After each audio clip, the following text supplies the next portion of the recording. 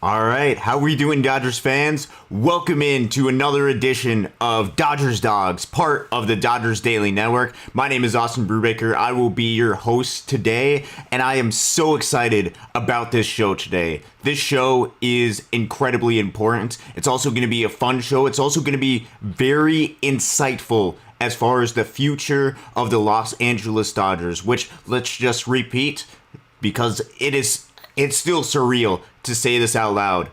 The Los Angeles Dodgers are the World Series champions in 2024.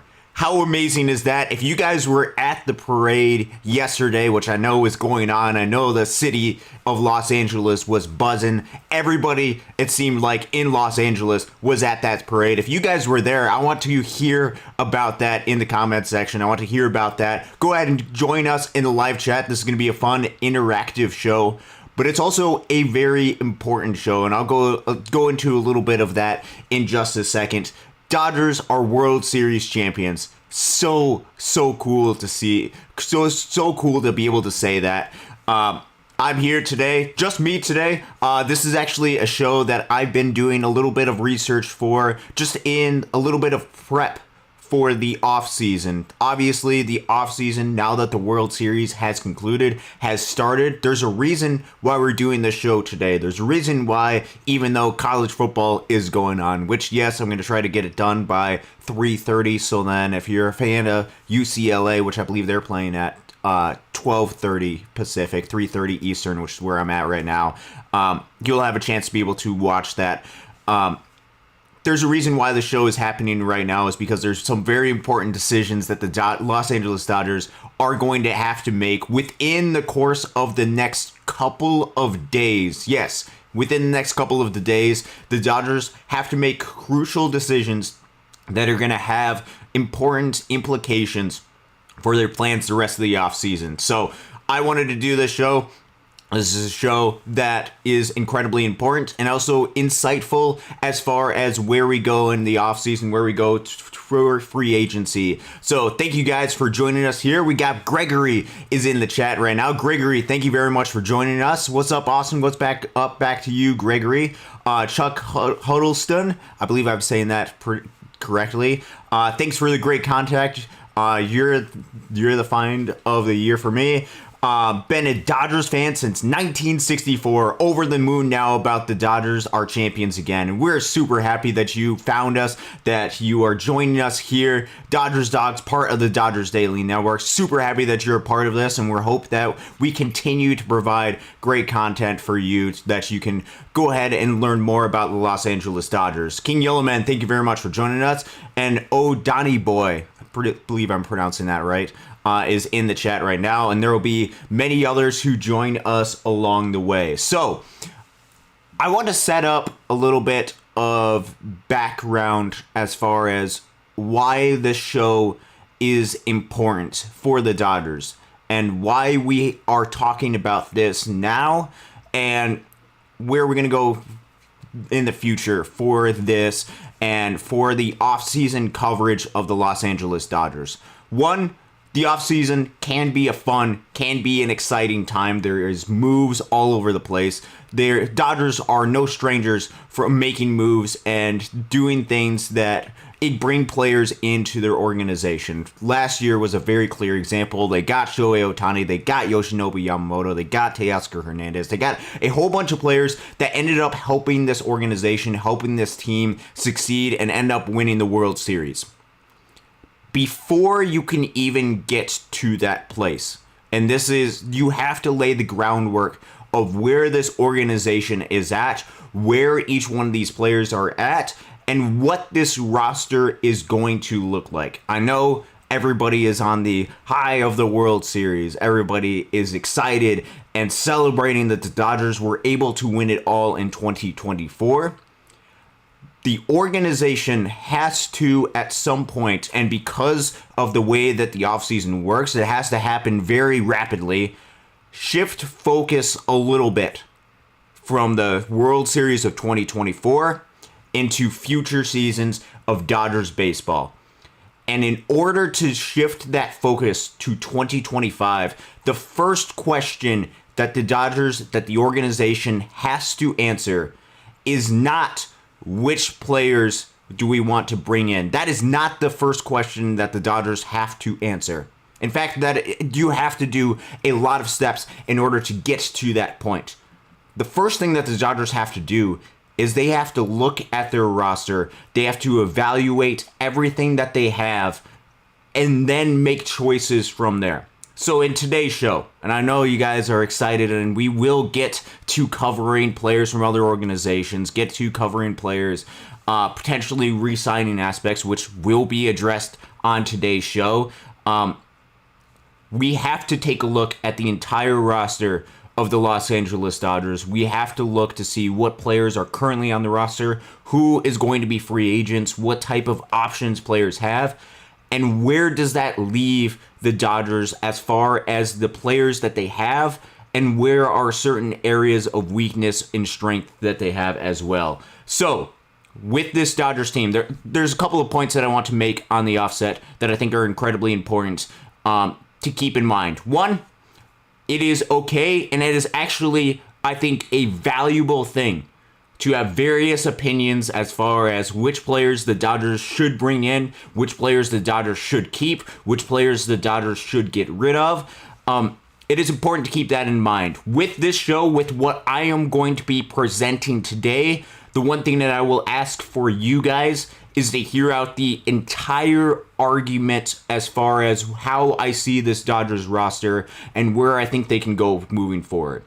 You can totally disagree with some of the arguments that I make, or disagree with some of the direction that I think the Dodgers organization could go, which is going to lead to some really great conversations.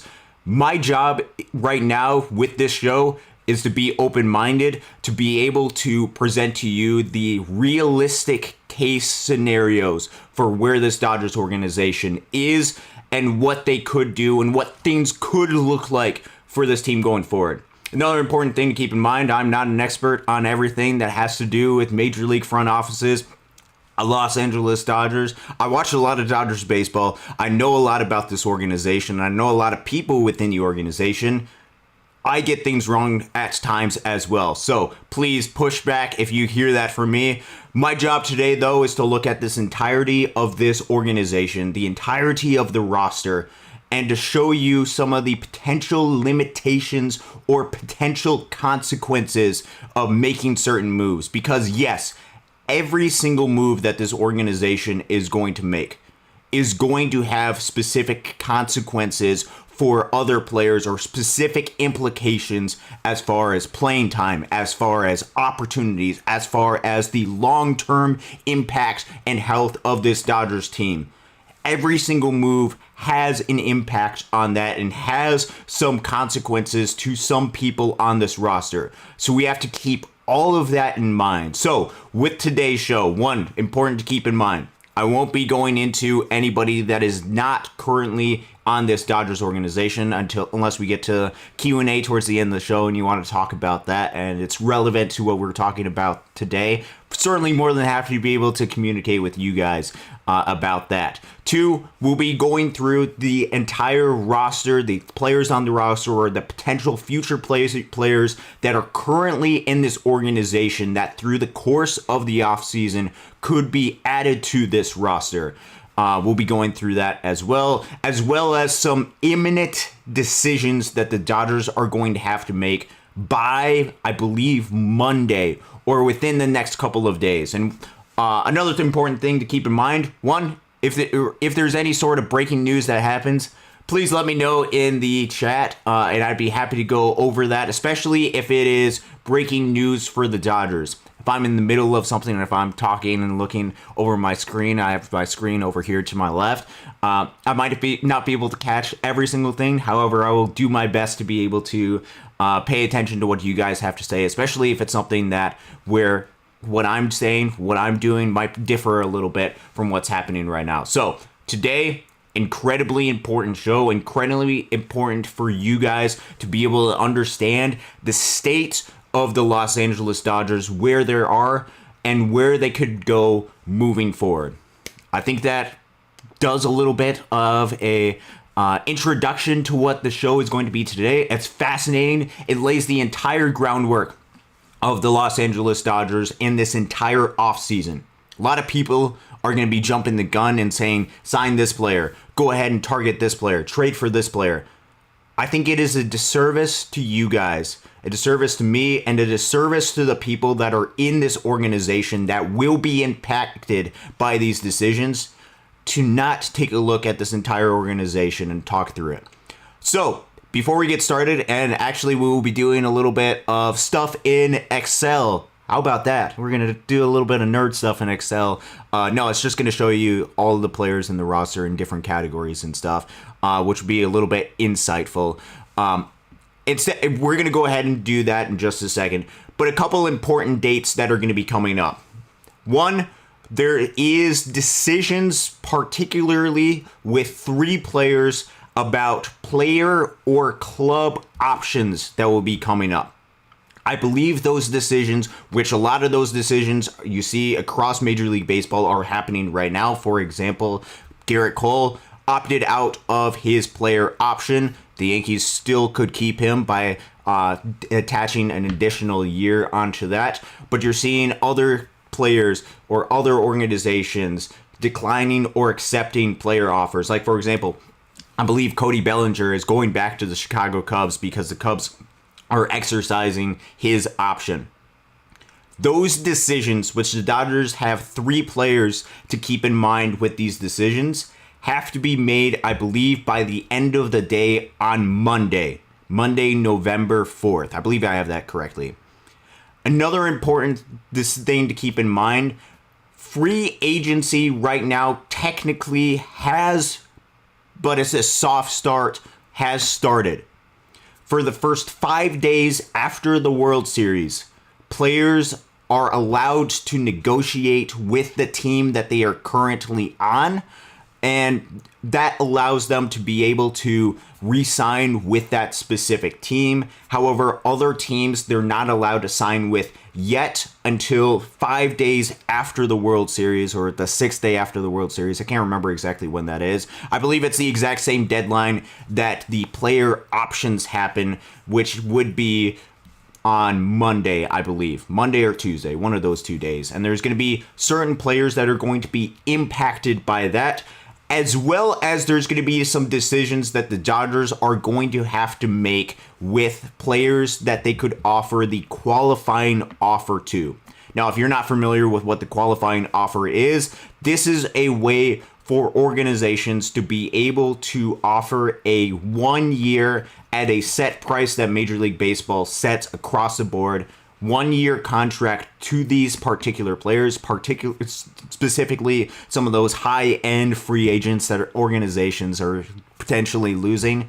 It allows them to offer them a 1 year deal to each one of these different players. And if they accept it, they get to come back to the team at a set price that Major League Baseball sets. If they decline it, they become a free agent. And if they sign with another team in free agency, the team that lost them would gain an additional draft pick. So we will get to this player in a little bit. Trust me, we're going to be talking a lot about this roster. So, for example, if a Teoscar Hernandez, the Dodgers offer him the qualifying offer, which is 1 year at about $21 million. If Teoscar Hernandez accepts that qualifying offer, he would stay with the Los Angeles Dodgers. If he declines that qualifying offer, he would become a free agent, in which case the Dodgers could renegotiate a different deal with Teoscar Hernandez to still re-sign him. Or if Teoscar Hernandez went to another organization, the Dodgers would get a draft pick. I believe with the way that the luxury tax works, I believe that would be somewhere between the 4th and the 5th round draft pick that the Dodgers would be able to get. Do not quote me on it. That is just what my assumption, what I believe it's going to be. So, within the next couple of days. Now, Teoscar Hernandez or any of the players that are offered the qualifying offer, I don't believe technically have to sign with that team or accept it or decline it until mid-November timeframe. I think I remember reading it. I don't remember, it was the 15th or the 19th, something like that. So they have a little bit of time to think it over whether or not they want to accept that. So that won't necessarily be imminent, those decisions. But the decision for the organization very much can happen and is going to happen at some point in the very, very near future, which means the Dodgers have to make decisions about some of the free agents that they have. Now, another important clarification with the qualifying offer is if a player was not on your team for the entirety of the season, doesn't mean that he has to be on the major league roster for the entirety of the season, but in the organization for the entirety of the season, he's not eligible for the qualifying offer. So, for example, Jack Flaherty, not eligible for the qualifying offer because he was with the Detroit Tigers until the trade deadline. Then he came over with the Dodgers. I do not believe, and you can correct me if I'm wrong, I don't believe that the Dodgers can offer him the qualifying offer. So, that lays the groundwork with where the Dodgers are at. What we're going to do next is we're actually going to look at something. We're going to look at, he's going to look a little bit nerdy. We're going to look at an Excel document. This is what I was able to come up with as far as an easy way to be able to showcase you players within this organization. And we have to look to see who's internal, who's in this organization, before we can even see how many spots are available, who's available, what can we do as far as maximizing resources that the Dodgers have. So what we're going to do is we're going to go ahead and get this Excel sheet up on here, and we'll go ahead and cut over that. My face is not on here. I was planning on putting that in like the bottom corner or something. Didn't get to it. I'm still here, just a little bit in the background. This is, as far as I'm aware, and things could change over the next couple of little bit, where the Dodgers organization is at as far as players within the system that are important to keep in mind. So we're going to go through each one of these, and then I'm going to go through and talk about how many players are actually available for this Dodgers team. So we look at let's go ahead and look at, before we get into free agents, club options, look at injuries. Let's look at some of the players that we know are part of this Dodgers roster. Green players in green are pitchers, just to keep you in mind. Those in orange are hitters. Purple is Shohei Ohtani because he can do both. Under contract for next season. These are players that have defined contracts that they've signed with the Los Angeles Dodgers. There are 11 different players of such. Ryan Brazier is coming back to a 1-year, $4.5 million deal. Tyler Glasnow, I believe, has 3 additional years plus 1, which means that's either a player or a club option that the team could exercise. I did put Clayton Kershaw in this under contract, even though technically he is under the club option category. He has made very serious indications that he is going to come back to the Los Angeles Dodgers next year. I believe him, so I put him under this category where he is under contract because he has a player option, not a club option, which means he gets to control and decide exactly what he wants to do. Yoshinobu Yamamoto is signed for the next 11 years. There are some opt-outs right there, but he's going to be on the team. Shohei Ohtani is signed for 9 years. Will Smith is for 9 years as well. Tommy Edman has 1 more year on his deal. Freddie Freeman has 3 additional years on his deal. Max Muncy has 1 year plus 1 club option, so he will be on the team. Mookie Betts has 8 years. And Chris Taylor, yes, Chris Taylor is currently under contract for about $13.5 million for this year, plus a club option for next year. As of right now, unless the Dodgers decided to release him or trade him, he is under contract. The Dodgers are paying a lot of money to have him be part of this team, whether you think that is a valuable investment or not, which we'll get to some of the roster limitations in a little bit. He is currently under contract, so it's important to keep him under the contract category. Now we'll move on to arbitration eligible. These are players that have more than the 3 years of major league experience, that have the ability to be able to negotiate a little bit of their contract, that will not be making the league minimum, but won't be making as much money as they would be if they were entering free agency in most of these cases. So, Anthony Banda, he is arbitration eligible. He has 3 additional years of club control. Tony Gonsolin has 2 additional years club control. Brusdar Graterol 2. Michael Kopech has 1 more year of club control. Evan Phillips, Alex Vesia also have 2 years. And then Gavin Lux has 2 additional years of club control. So you can see in this category we have especially a lot of the high leverage relievers that the Dodgers were relying upon throughout the season. They are part of this deal. And then it's important to keep in mind is the pre-arbitration deals. These are the cheap, these are the affordable contracts that are currently on this Dodgers team that are very likely to be available for this Dodgers team to pitch in the future. We have Connor Brogdon. You guys remember him? He is currently on the 40-man roster for the Dodgers. Came over in the trade with Benoni Robles from the Phillies earlier this season. Didn't get to pitch much, then was injured as part of that. Throughout the season, so he is part of the pre-arbitration deal. Ben Kasparius, we saw a lot of good things out of Ben Kasparius. He is pre-arbitration. He is very affordable contract. Michael Grove, another young, talented pitcher. Edgardo Henriquez, how about that electric fastball he's got? Brent Honeywell, everybody loves Brent Honeywell for what he did. Landon Knack, very valuable. Zach Logue is part of this team right now under the 40-man roster. Bobby Miller, Justin Robleski, 2 talented, young, cheap pitchers, starting pitching options that the Dodgers are going to have, as well as some players that are a little bit younger on the position player-wise. Diego Cartaya, former top prospect within this Dodgers organization, a catcher that's important to keep in mind. He's still part of this 40-man roster. Hunter Fiducia, which we'll get into some of the club options, could have, especially early in the season, a very pivotal role for this Dodgers team. We have James Outman. Remember, James Outman in 2023 was potentially a top 10 to top 5 center fielder in the game of baseball with what he was able to produce. This year obviously was not great for James Outman, and there's a lot of question about his future going forward on this organization. And then we have Andy Pages. Andy Pages, incredibly talented outfielder, part of this Dodgers team. So these are the players that are under contract.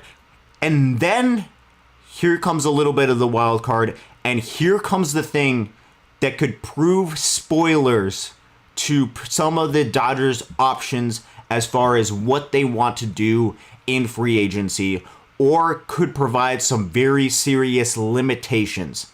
And we'll go over this in just a second, and that has to do with the injuries. Now, let me go through a little bit of background as far as the way Major League Baseball works, especially during the season.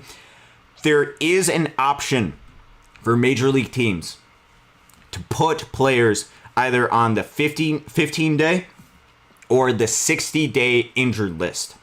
If a player is on the 15-day injured list, they got to wait 15 days, especially pitching-wise, to come back before they are allowed to come back onto the Major League team. So they got to wait some time to jump back into the Major League team. If they are on the 60-day roster, they got to wait even longer. But what that allows a Major League club to be able to do is that allows them to be able to open up another 40-man roster spot to their club.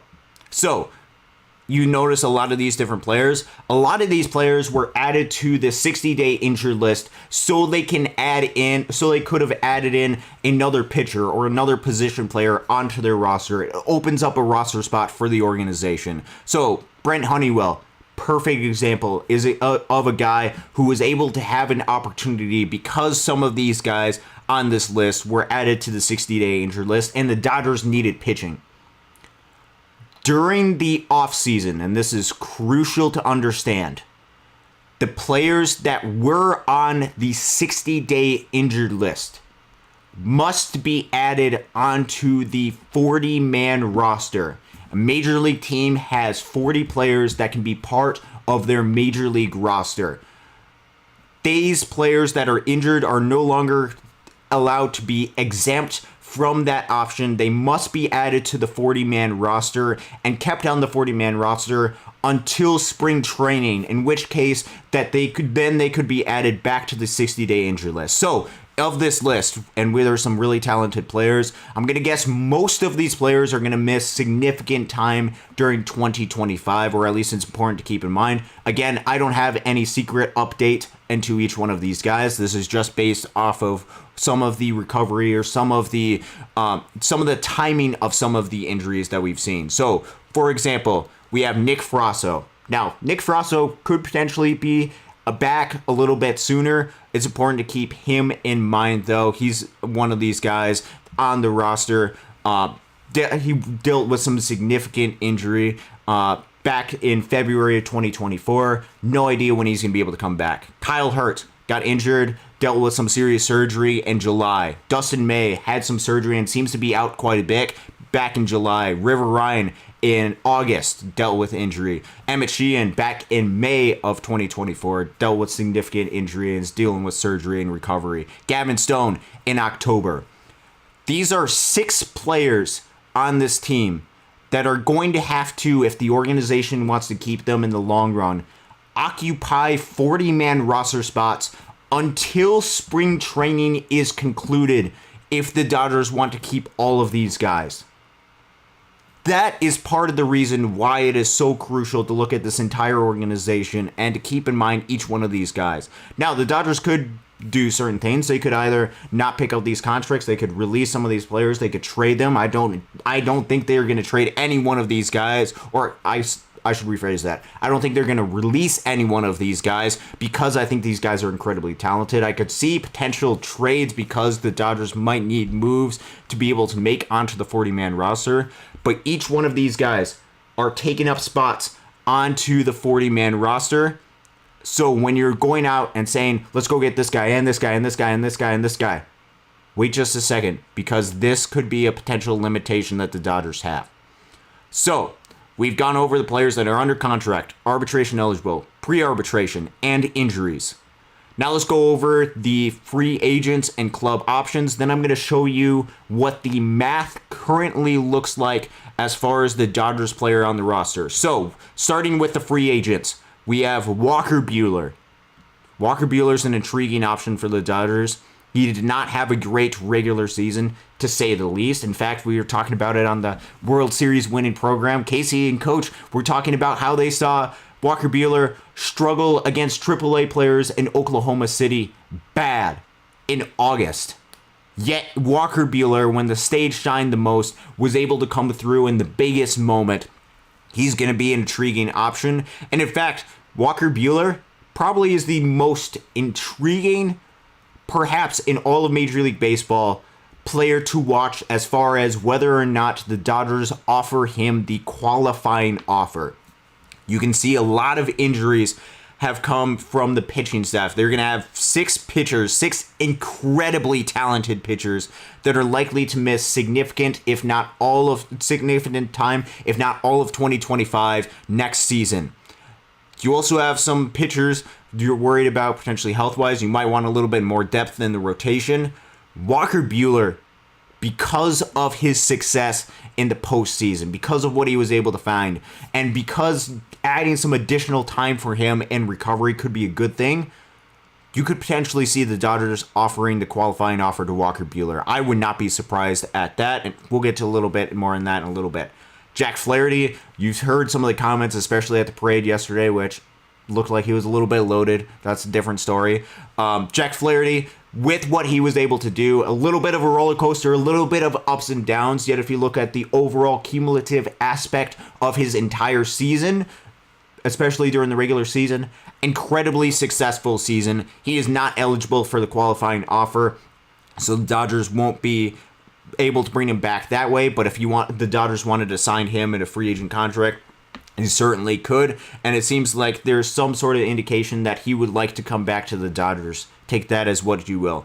Daniel Hudson has announced his retirement from the game of baseball. He will not be back with the Dodgers. Congratulations to Daniel Hudson and his incredible career, Major League Baseball career. Closed out World Series in 2019 against the Houston Astros. Had a lot of big moments and played a big key to this Dodgers team, especially during the regular season. I know some Dodgers fans might look back at some of the postseason performance, especially during that Game 4 against the Yankees.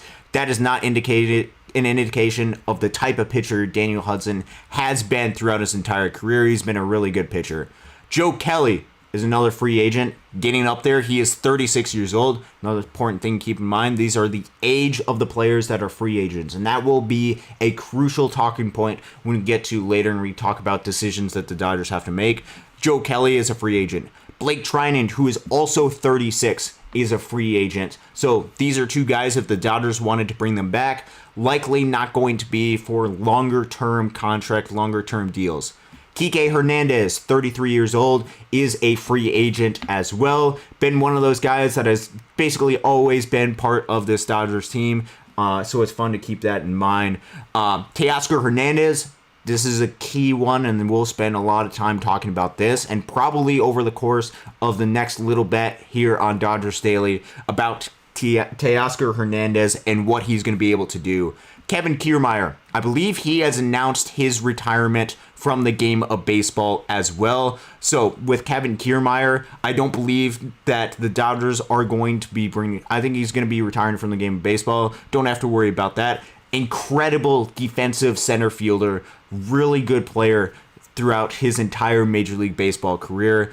Congratulations to him on all the success. Provided some key moments and key defense in center field that the Dodgers surely are going to be missing next season. Those are the free agents. The Dodgers have decisions about some of these players as far as whether to offer them the qualifying offer over the course of the next couple days. I believe it's days and not weeks, though I believe it's weeks for them to be able to accept. The two players that are most likely to receive the qualifying offer, in fact, the only two players that I think would even become a consideration, are Teoscar Hernandez and Walker Buehler. Jack Flaherty is not eligible, so those are the two players that I would look out for and actually probably anticipate the Dodgers offering them. Teoscar, definitely yes. Walker Buehler, I'm leaning towards about 70% yes with what he did during the postseason, although I'm not 100% there quite yet. Then we have the players that are under the club options, and these are decisions that are going to have to be made within the next couple of days. Remember, I already moved Clayton Kershaw to under contract because he has made statements that he is coming back, and he has a player option, which means he has every right to say, yes, he is coming back. If that changes, this will change as well. But the two players to keep in mind are Austin Barnes, catcher, who has, I believe, a 1 year, I believe it's $3.5 million, don't quote me on that, $3.5 million contract option that the Dodgers could pick up for the 2025 season. And Miguel Rojas, crucial player, played a lot of defense at center and shortstop this year. 35 years old, I believe has a 1 year, either 4.5, something in that range, option that the Dodgers could pick up this upcoming season. So these are two players that are important to keep in mind. Club options, those decisions, if they have not been made over the course of the next couple of days, will be made very soon, very rapidly. If they haven't been done, I should say, during the middle of the show, which I don't believe there's any indication that any of these players have signed club options as well. Perfect. So what we're going to do right now is I'm just going to give you a little bit of an insight before we get into this other options right here, because there's more players that are not on the 40-man roster that the organization must keep in mind throughout the course of this season, and even more players that are not on this list right now because the organization is bigger than just the 40-man roster. There's a lot of talented player in this team. What we're going to do is we're just going to assume that the Dodgers are going to keep all of the players under contract, arbitration eligible, pre-arbitration, and those that have dealt with injuries. And what we're going to do is we're just going to see how many players those actually are. So what we're going to do is we're just going to go ahead and copy some of these names, copy some of these players, and then you're going to see a running total as far as players that are kept. This is just one of the options that I'm able to do for Excel. So we're going to add those 11 players that are under contract. We're going to add the arbitrational eligible players. That brings it up to 18. If you add the pre-arbitration eligible players, that brings the total up to 31. But then remember, these players that are injured also must be added to this team. And then before, and this includes Clayton Kershaw, so I guess that's one, club options. Before you add anybody or re-sign anybody from free agency, before you pick up a single club option from Austin Barnes or Miguel Rojas, assuming Clayton Kershaw comes back, before you even add anybody to the 40-man roster that is eligible for the Rule 5 draft, which we'll get into the Rule 5 draft in just a minute, your organization has 37 players that are on the 40-man roster currently as we speak. All 37 of these guys would be expected to be as part of this Dodgers 40-man roster. Now, some of these guys, particularly the ones that were injured, could be moved to the 60-day injured list, but not until spring training, which means you would have to wait until the end of February to sign certain guys if you wanted to open up those particular roster spots. This is a crucial limitation as far as where the Dodgers are at right now because of some of the players that they have, because particularly of some of the injuries that they have to their pitching staff. They're running into a little bit of trouble as far as just numbers of players that they can currently add. So let's say that you wanted to throw in a Miguel Rojas and an Austin Barnes, throw that back in there. That would bring up the total to 39 players.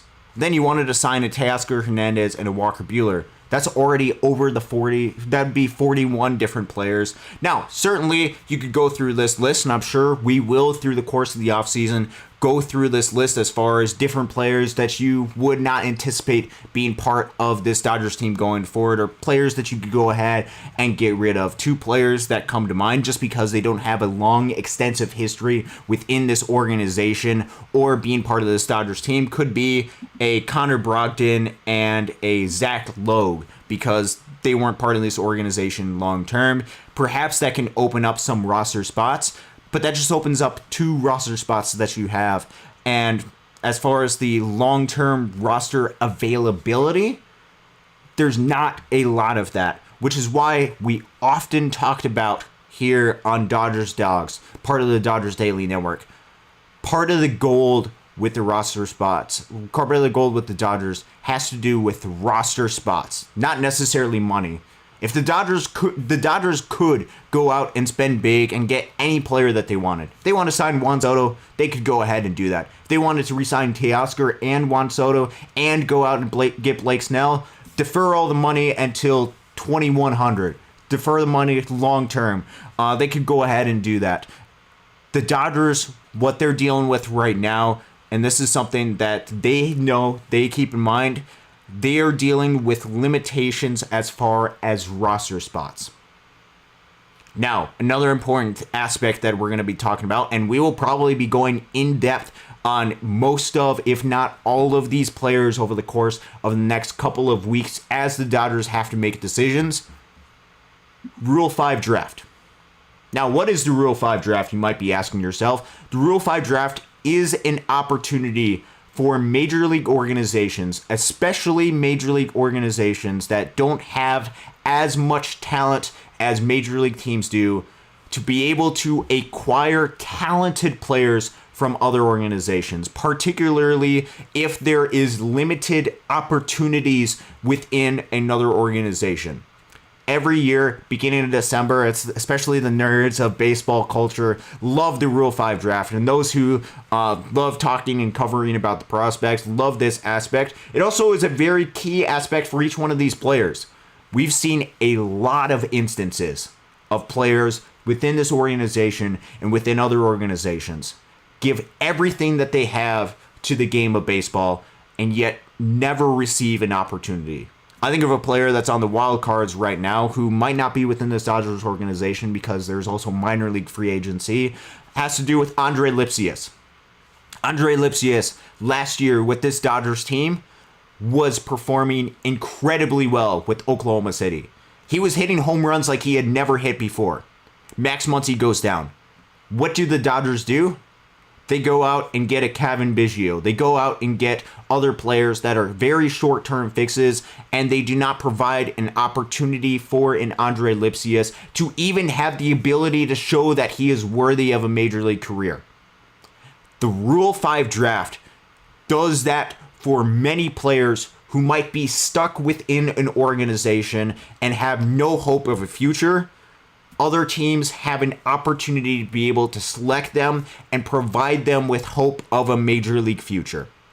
Now, important things to keep in mind with the Rule 5 draft is these players must remain on the 26-man roster, not the 40-man roster, not just part of the 40-man roster, which we're talking about for all of these players. Not all of these players would be on the Major League club.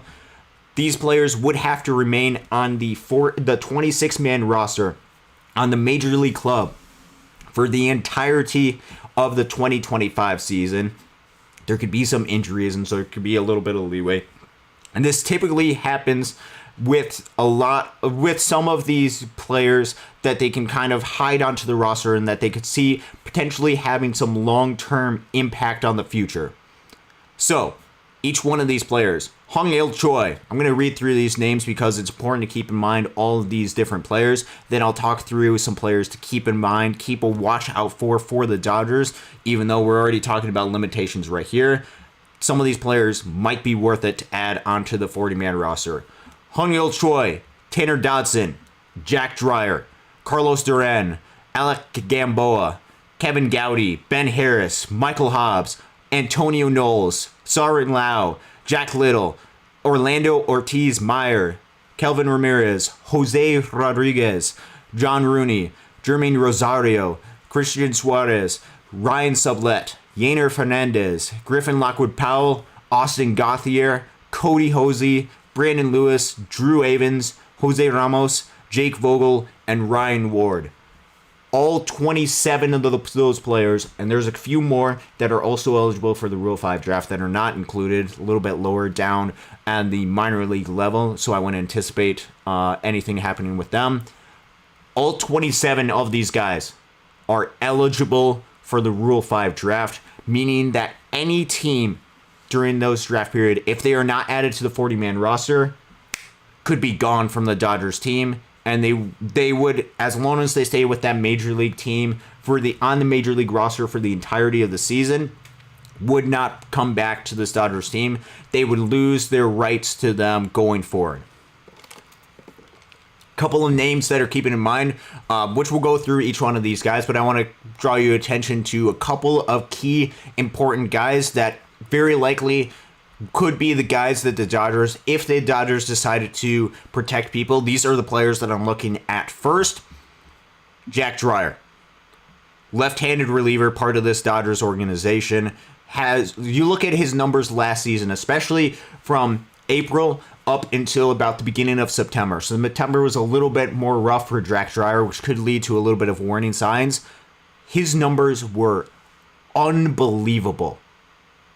Talking about a 1.5, 1.8, something like that ERA with not walking a whole lot of people, especially because he was doing that in environments like the Texas League and like the Pacific Coast League, two incredibly hitter-friendly environments. Jack Dreyer, left-handed reliever, was shoving. He's about 25, 26 years old. It's not the insane fastball velocity, but he's able to hide the ball incredibly well, and he's able to move the ball well. Incredibly impressive what he's done throughout his entirety of the minor league career.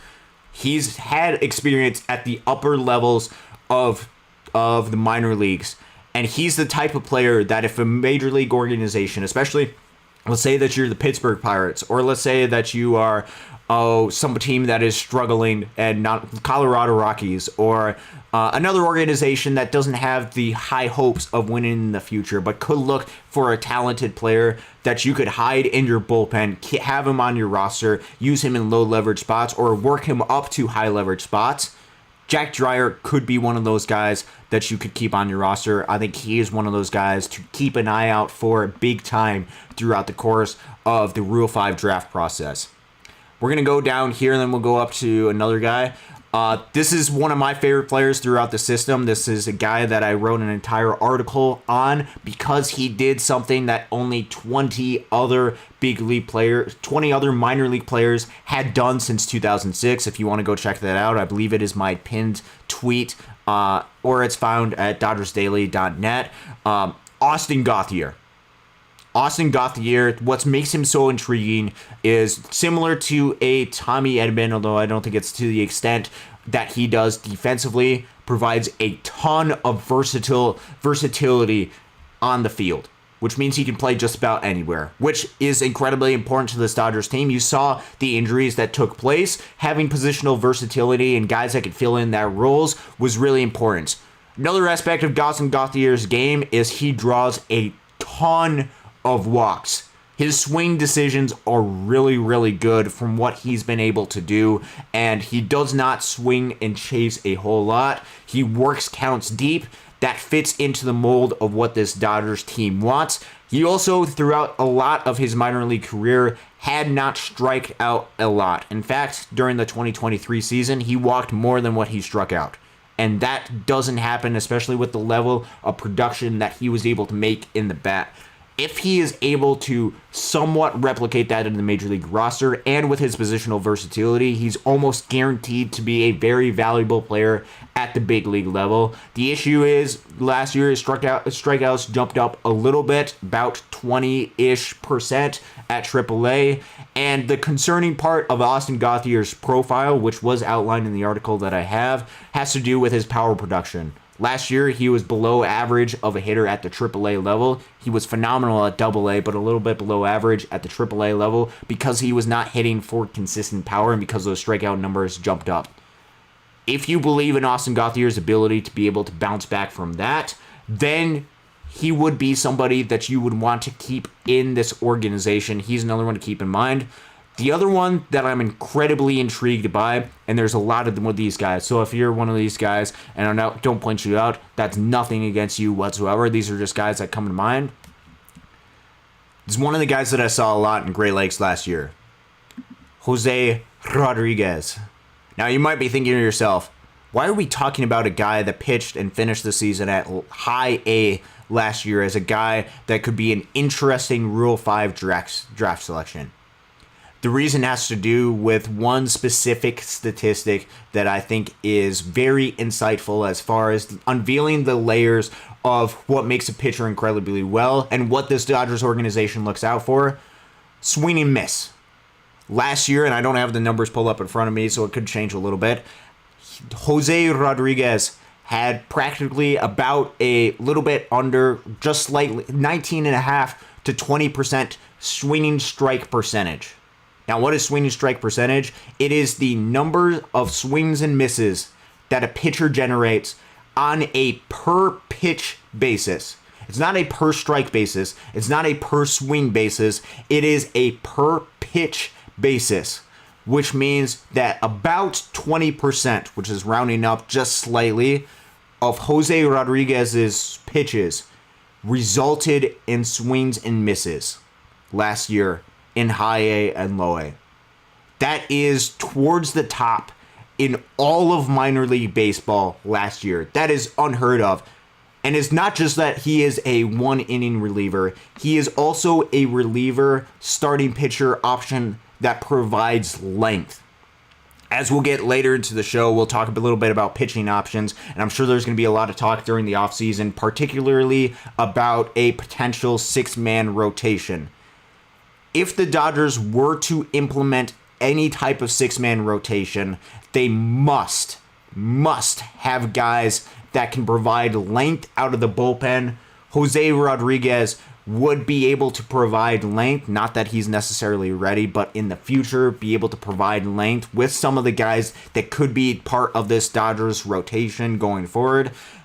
He would be a guy that would be able to provide length and has now started to build up a track record of swing and miss stuff that other organizations, especially if you're an organization, perhaps you're not expecting to be competitive, but if you can steal a guy who might be at the lower levels, might be completely under the radar, but you see his swing and miss stuff and what he could do going forward, that is a guy that potentially even though he's far away, could be somebody to target. And remember, the guys at high A are closer than what you anticipate. This past season, there is a guy by the name of Justin Robleski. Justin Robleski spent the entire of 2023 in high A with Great Lakes. And by mid-July, albeit injuries were a part of that, by mid-July, he was part of the Dodgers. So don't you believe for 1 second that the guys that are at high A, especially the guys that excelled incredibly well at high A, aren't as close as you think. Those are 3 names to keep in mind as far as Rule 5 draft options. We will have more coverage of these guys, just like you know that we spend a lot of time covering the minor league system. We'll cover each one of these guys, and I will be personally trying to make the case for each one of these guys. Now, important thing to keep in mind with Rule 5 draft picks is a little bit of a game of chicken. You got to try to guess as far as who do you think teams are going to try to pick up. There are some mistakes that the Dodgers have made in the past with these types of decisions, particularly with, and this had nothing to do with the Dodgers' fault. This has to do with the strike that took place during the 2022 offseason, before the 2022 season, with 2 players. Love these 2 players. They're no longer part of the Dodgers organization. Edys Leonard and Yorbit Vivas. They were both in high A when the Dodgers decided to protect them from the Rule 5 draft. Unfortunately, because of the strike, the Rule 5 draft never happened. And so I think that was something where if they had to redo it, obviously the Dodgers would not have added them then and start their clock to where once their clock started, they had to option them down to the minor league level. And so they have fewer options to be able to use. They don't want to put themselves in a situation where they do something like that. There's about 15 to 20-ish players, average, maybe about 12 to 20-ish players that get added to a organization from the Rule 5 draft. So the question is, do you think any of these guys would get selected from another major league organization? If not, you don't add them to the 40-man roster. That adds increased flexibility for the Dodgers team to add different free agents going forward. However, if you believe that you're going to lose some of these guys and you desperately do not want to lose any of these players, the only way to ensure that they will be part of the organization in 2025 and beyond is to add them to the 40-man roster. So, when we look at the total of 37 players, that includes right now 0 players that are added from the Rule 5 draft. Another important element to keep in mind. Now, these are 3 wild cards right here, and this will be a topic of deep conversation that we'll be doing throughout this show. It has to do with the wild cards. Now, these players, I am not anticipating the Dodgers adding to the 40-man roster during free agency or at least before spring training. However, these are players to keep in mind with the future of the organization going forward. And I just listed 3 of them. There are many others that you can list of, but these are 3 players that in the 2025 season could potentially have an impact. Andre Lipsius was one of these guys. Incredible 2024 season at the minor league level. Additional depth. Here's what I'll say about Andre Lipsius. I hope he finds another organization. This is nothing against Andre Lipsius. I would love him to be a Los Angeles Dodger. The Dodgers showed that they are not willing to give Andre Lipsius playing time, even when they were desperate for playing time at third base. They'd rather just go out and add a Kevin Biggio or somebody else. I hope he goes to another organization and actually finds playing time at the major league level, which I believe that he has earned at least another shot at the major league level. I doubt that comes from the Los Angeles Dodgers. So from a player perspective, from my heart, for knowing a lot of different players, I hope that he finds another organization. From the Dodgers organization, they have to keep different elements in mind, and they have to make decisions for each one of these guys. Selfishly, they would love to keep an Andre Lipsius, but they also have to keep the human element in mind. That is something to keep in mind. 2 other wild cards. These are 2 prospects that are not Rule 5 draft eligible, which means they will not, I can almost guarantee you, actually I can guarantee you, will not be added to the 40-man roster until at least the start of spring training is Dalton Rushing and Alex Freeland. I'm going to talk about Alex Freeland first. Alex Freeland, very much he had the breakout season within the organization. Now, his time at AAA, he struggled during his appearances with Oklahoma City, now named the Oklahoma City Comets. If you didn't know that, he struggled during his time in Oklahoma City. What I saw during his month in Great Lakes, though, showcased some of the most valuable and incredible play at the shortstop position that I have seen at the high A level. He was walking more than he struck out, but he was doing that with gap to gap power. He was hitting 220 WRC plus while also providing incredible play at shortstop, also with positional versatility at second and at third base as well. He's fast. He can steal 30 bases a year. This is one of those guys where, especially at the start of the season and throughout the course of the season, was the breakout prospect within this organization. And when we talk about the Dodgers, when we talk about what they could potentially do, potential guys that they could target, there's names that will come up, and I'm sure if I haven't had a chance to look in the comment section yet, Willie Adames and Ha-Seong Kim are two names the Dodgers could potentially target. Alex Freeland and his future as part of this organization could throw a little bit of a wrinkle as far as the plan for the Dodgers of what they do going into the next season. What do they believe? How much do they believe in the talents of Alex Freeland? Or do they want to invest significant time and money into a shortstop? In which case, that brings into very serious question Alex Freeland and his future as part of this organization, or requires him to shift focus and add additional positional versatility.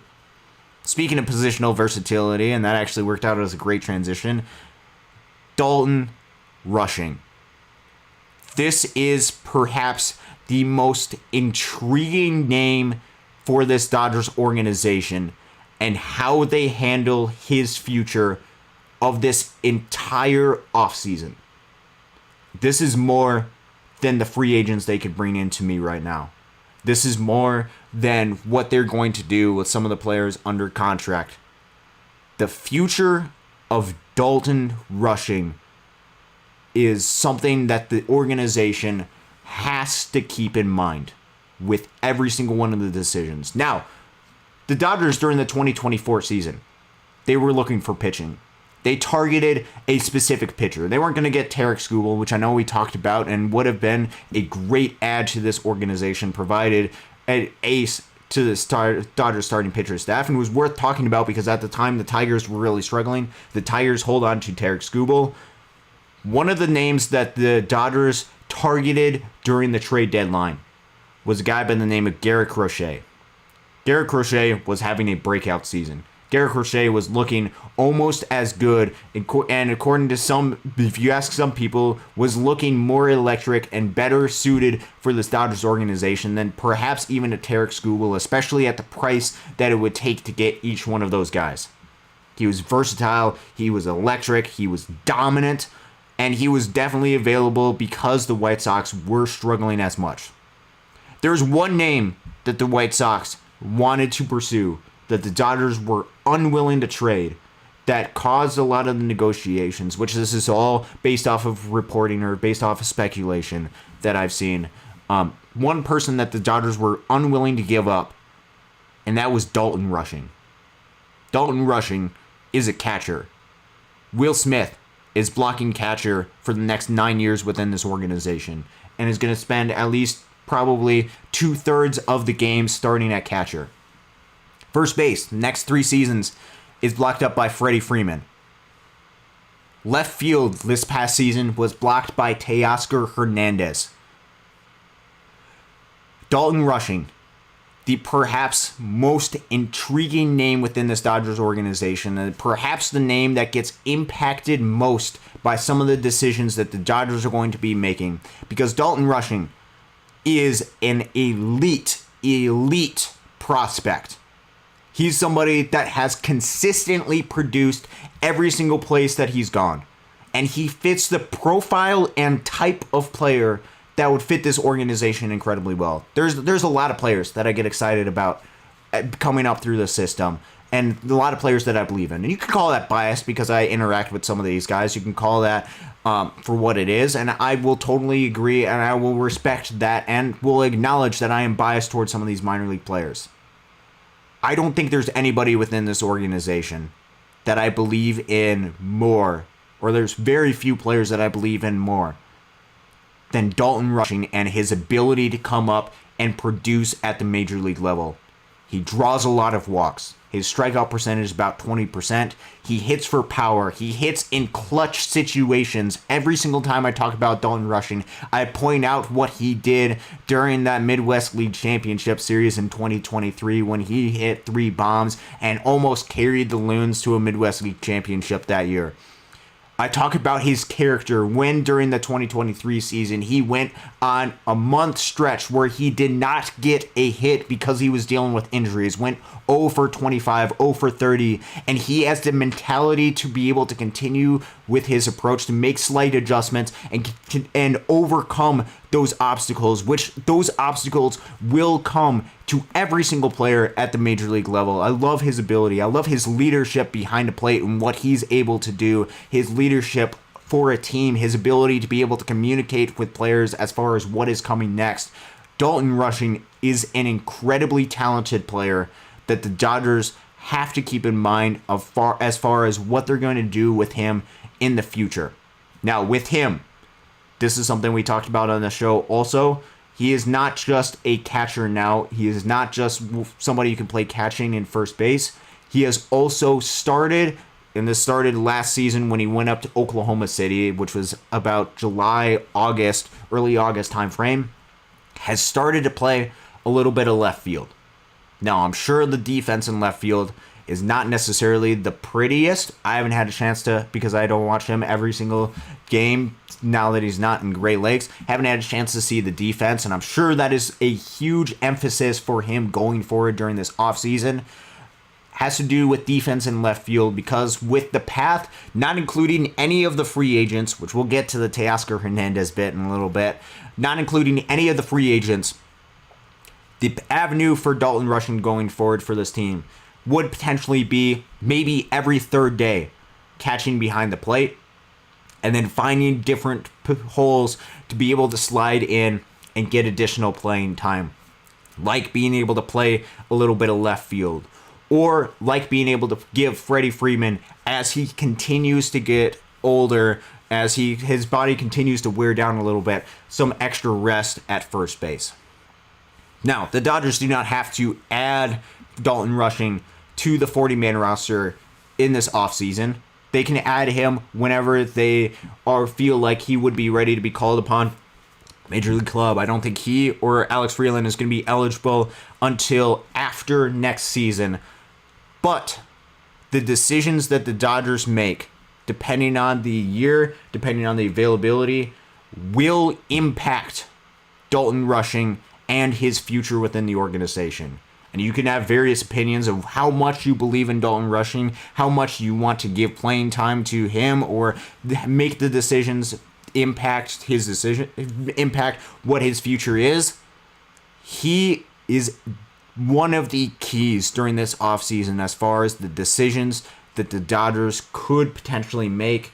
That's going to be the source of very big discussion, and I could see it going a lot of different ways, and I can see a lot of different arguments for each. So, this is the state right now of this Dodgers organization, of where these guys are at. Or at least kind of, because there's some other elements to keep in mind that we're going to be talking about. And then we're going to be talking a little bit about some decisions before I get into some of the comment section, which I appreciate the patience with you guys in the comment section. I know I haven't had a chance to get get into those. Which, if you are new here, thank you so much for joining us. This is Dodgers Dogs, part of the Dodgers Daily Network. We're so excited and happy that you are here, part of the show. We're going to be continuing on with this. We're going to be talking about some other aspects as well with this Dodgers team. Important to keep all of these different elements in mind. One, leave a comment, leave some of your thoughts as far as this Dodgers roster, where some of the holes and limitations could be, and we'll go ahead and talk about that in just a little bit. I'm going to work on something right here. Give me just a second. We're going to work on fixing some of the screen really quick, so you guys will be able to see this a little bit better. But go ahead. If you are new here, be sure to leave a like down in the comment section down below. Be sure to subscribe as well. We're going to do a lot of different coverage here on Dodgers Dogs, part of the Dodgers Daily Network, as far as coverage during the offseason.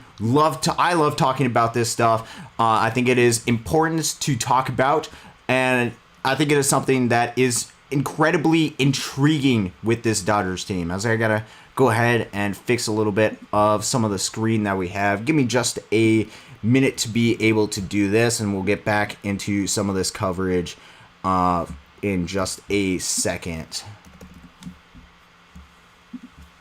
Perfect. So this is what we have right here. Might be a little bit small, and I don't know what exactly it is cropping out some of the screen that we have right now. Give me just a second to be able to fix some of this in just a second.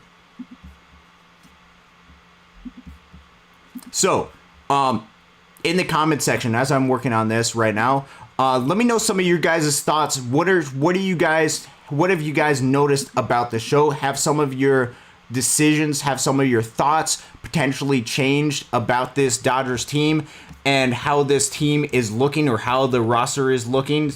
I'd be curious to hear about that. As I go ahead and cut back over here, we'll get back into this. Another element to keep in mind has to do with the payroll of this Dodgers team. We talked a little bit about the overall roster, which is on this tab right here. Now let's talk a little bit about payroll. Now, payroll, I'm a little bit less concerned about than a lot of other people or a lot of other organizations, because it is not as concerning to this Dodgers team. They have the ability to be able to spend as much money as they want. However, this is important to keep in mind because it could have potential impacts, particularly on luxury tax thresholds. Now, I'm not an expert as far as the luxury tax and what they're able to do, and what for the Dodgers as far as the limitations that it could have. The Dodgers could spend any amount of money. There's going to be penalties, but the Dodgers could meet those penalties. With each one of these thresholds, there are certain, especially draft-picked penalties that the Dodgers would have to be willing to accept if they wanted to go ahead and continue to move forward with the payroll that they have. So, this is my best estimation, given the players on this roster, which, yes, that does include club options for Miguel Rojas and Austin Barnes, which is $5 million and $3.5 million. These are my best estimates, or this is actually from Spot Rack, I believe, as far as some of the estimates for some of the payrolls. As far as what the Dodgers payroll situation could look like next season. Perhaps you don't really care about this as much. We'll kind of move through this a little bit quickly. These are some of the guys, and under the contracts that they currently have, these are the payrolls that the Dodgers will be paying them next season. However, and this is incredibly important to keep in mind, especially with Shohei Ohtani, the Dodgers are only paying him $2 million next season. However, as far as the luxury tax thresholds, which these are important to keep in mind, it's about $46 million that's added to that specific total. So although Shohei Ohtani is making $2 million next season, against the luxury tax threshold, it counts as $46 million.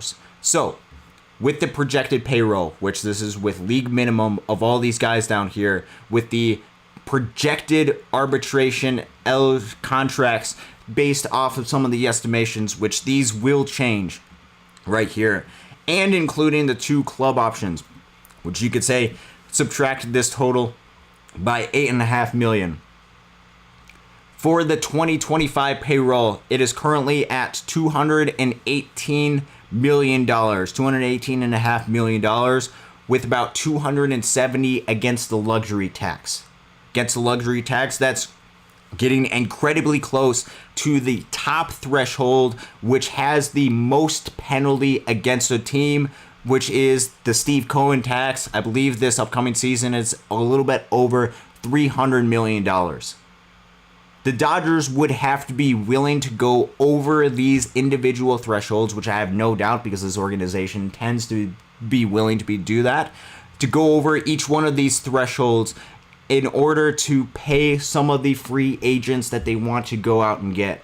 So if you want to go out and get a Teoscar Hernandez, and you want to go out and get a Willy Adames and a pitcher to add to this team, you're going to be well above the Steve Cohen tax, which will have implications as far as draft picks and being able to help renew the cycle, able to help build the foundation of this club from the farm system up.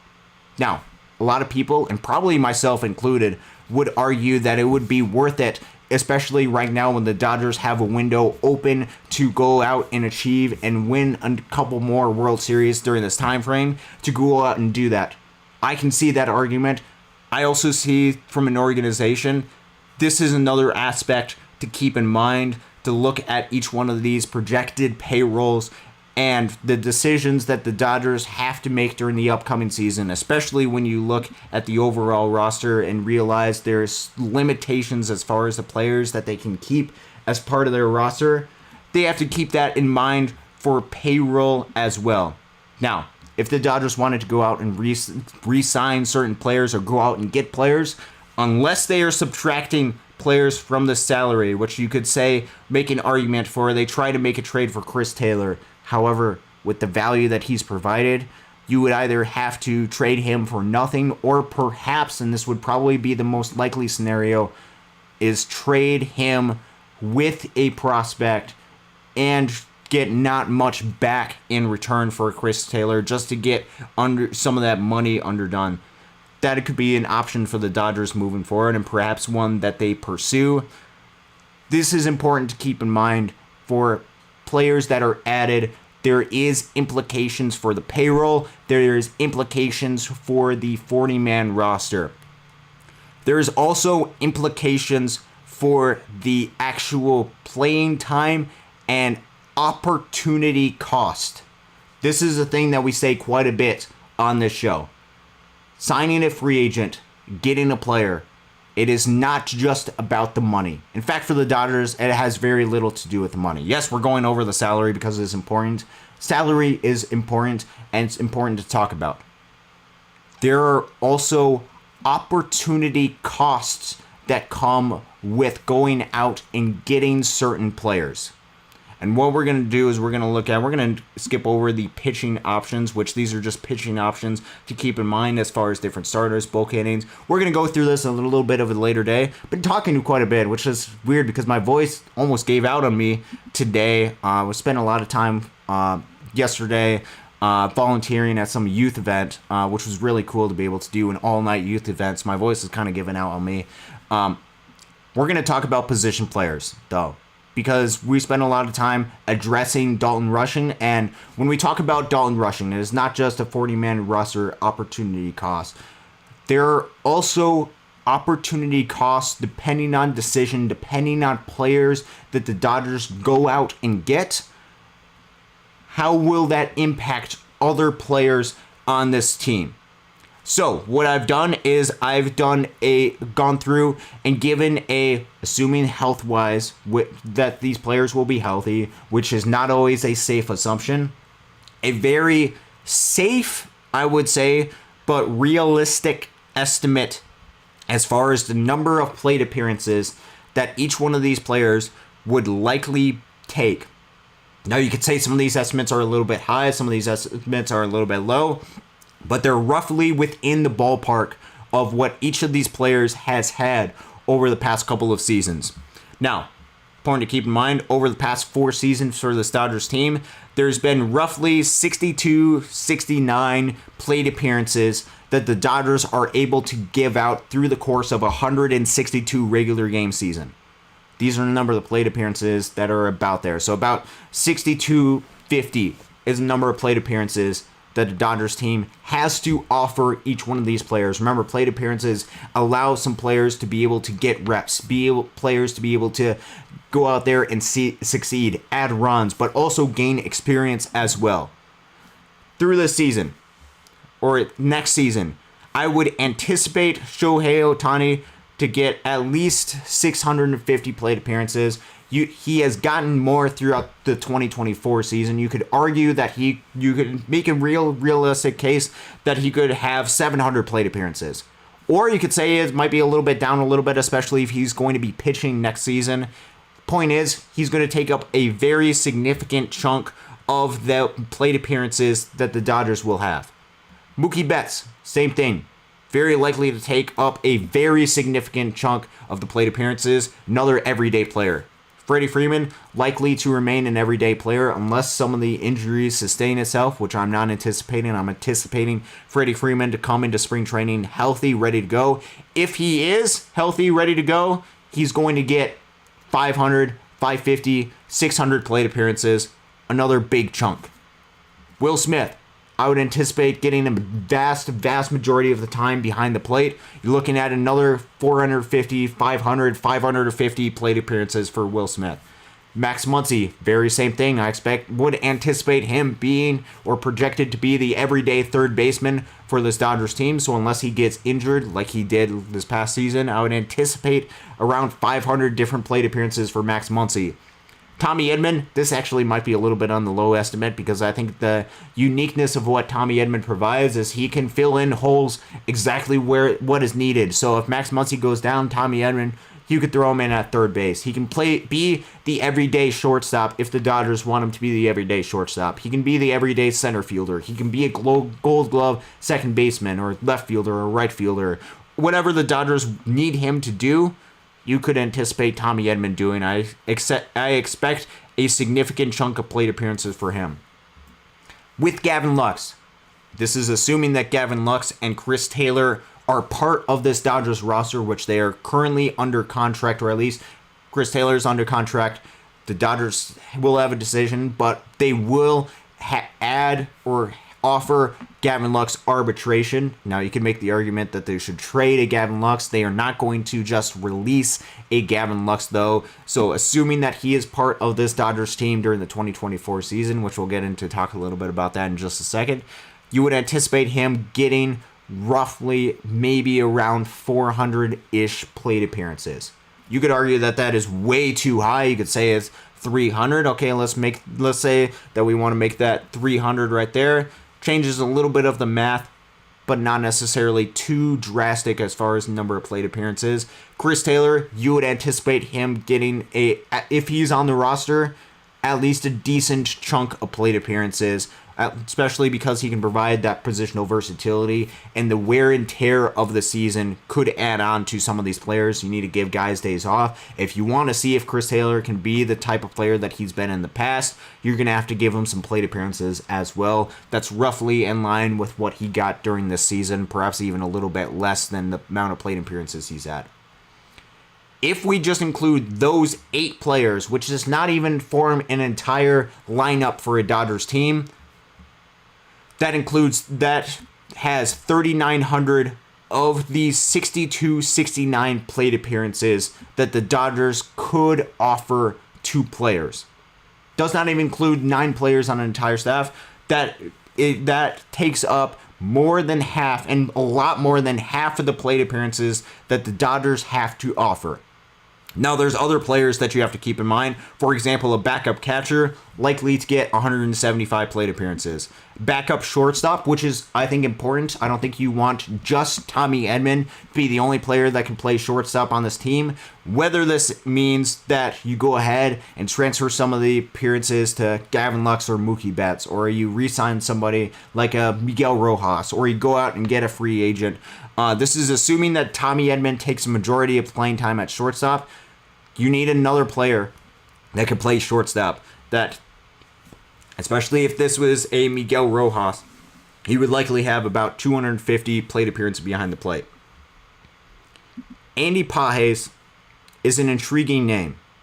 And he is another one of those guys that's going to be impacted by the decisions that this organization is going to make. Because with Andy Pages, the Dodgers showed an incredible commitment to him and finding a way to see if they could develop his skills and talent throughout the course of this season. They were playing him every single day throughout the course of the regular season, practically when he came up during April. And once guys got healthy, got a little bit less playing time, got to see a lot of playing time, particularly against left-handed pitching. With Andy Pages and his development, he is going to need to see if the Dodgers believe in this bat, which they showed by playing him regularly, which they did not do with guys like a Michael Busch. They did not do with other guys that have come up through the system.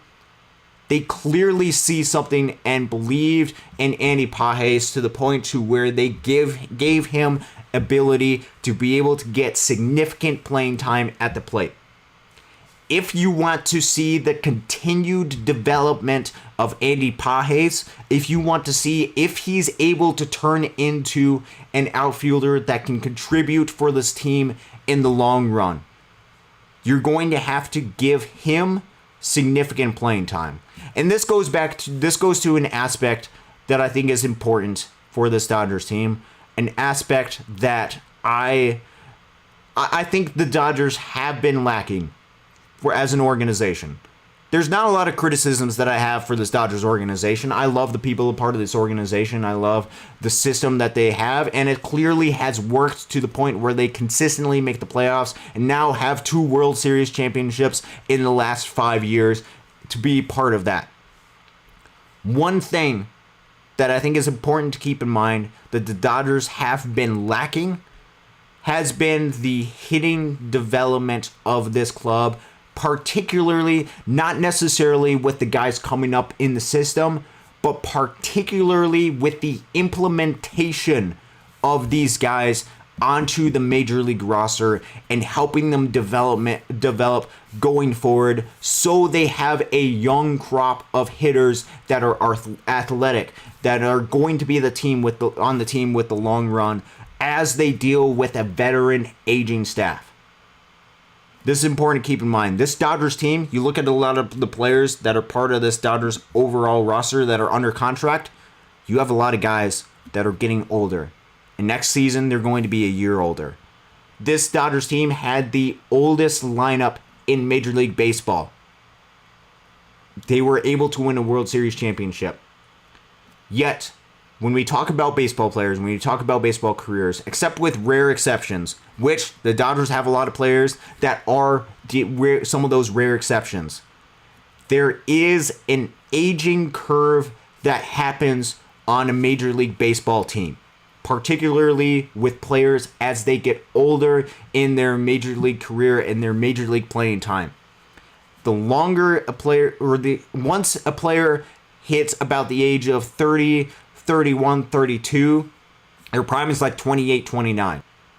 Following that, there is, and you can track this throughout the course of Major League Baseball history, a consistent decline in production that players have as they get older. That is just a reality of what happens on a generality statement. This is not for every single player. I'm not anticipating this for Shohei Ohtani or Mookie Betts or necessarily a Freddie Freeman next season. But there is overall a decline in power numbers, a decline in strikeout percentage. That's a bad thing. That means strikeout goes up. A decline in athleticism, being able to steal bases. That just happens with the natural aging process as you get older. And this game is understanding that. This is why a lot of other organizations invest so highly in the players that are younger. It's one of the reasons why Juan Soto is going to get as big of a contract as he is not just because he is a generational hitter.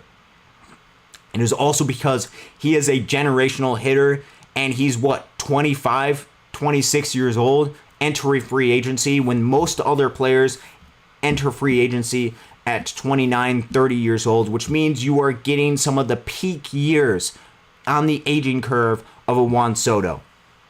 You look at this Dodgers roster, you look at some of the players that are under contract, a lot of players on this Dodgers team are getting older, and there is the fear that the Dodgers, as far as some of these players, could experience at some point the effect of the aging curve.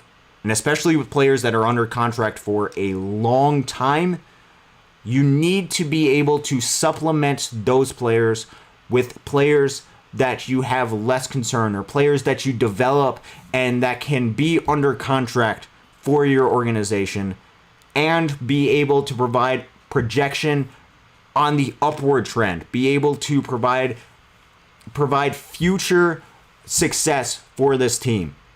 With a player like an Andy Pages, he is a player that the Dodgers clearly believe in, or believed in enough to give him significant playing time on the field during the 2024 season. And I don't believe that's anywhere near the level, the talent of player that Andy Pages can be.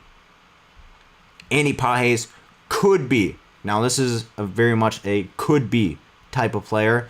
He could be, and this is the risk with a lot of these prospects. They could be a player that the Dodgers could have on their team and could have a ton of success and could be part of the team that allows them to be able to have the sustained success going forward. This is another important aspect when we're talking about payroll. You cannot pay out contracts to every single player on your roster. You won't be able to find guys for the cheap, or spend $700 million against the luxury tax to go out and get players. The Dodgers could do that. That would be unprecedented, unheard of throughout Major League Baseball history. You're not going to be able to get free agents for every single player, which means you have to have guys within your system for sustained development success, especially if we want the Dodgers to be able to continue to have the success throughout the entire run of Shohei Ohtani on this Dodgers team. I don't think he wants to be on this Dodgers team and only win championships during the 2 or 3 seasons. He also wants to win champions further and beyond. Andy Pages presents an opportunity, and the only way to be able to invest in his development is to give him plate appearances. Not just against left-handed pitching, but also against right-handed pitching to see what he's able to achieve, see what he's able to overcome. Now, it's totally possible that Andy Pages is not able to live up to his name, his prospect status, and he regresses, similar to what we saw with the James Outman regress in 2024. Now, James Outman's another interesting character because of how good he was in 2023, that the Dodgers could give him additional playing time to see if he's able to get back to that state with Andy Pages. And here's another important element to ask, and I'm sure you guys have already talked about it in the comment section. Oh, Andy Pages had a 100 WRC+. He was terrible out there in center field defensively. He's no good. He's not a good player, not a Dodger. Go ahead and find somebody else. Go ahead and move on from him. With players as they come up to the big leagues, and this is something that other organizations talk about quite a bit. The first year that a player comes into the league, very likely is going to be a little bit of a struggle. I think the league average OPS for first-year players is about a 600 OPS. Means like the player like a Jackson Merrill out of San Diego was a rare exception to the rule as far as major league players coming up to the big leagues for their first year. Andy Pages, with what he was able to do, you can't just compare him to other major league players, which he was about league average in.